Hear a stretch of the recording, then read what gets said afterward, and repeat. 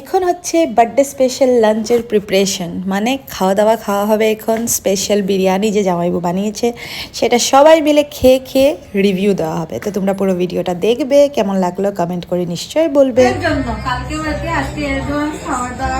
Pre birthday celebration, right? Pre birthday celebration. আমরা without gift এসেছি। দাদা কেমন হয়েছে বিরিয়ানি বলো? ভালো হয়েছে। আচ্ছা, যে বানিয়েছে তাকে একটু প্রশংসা করে নাও।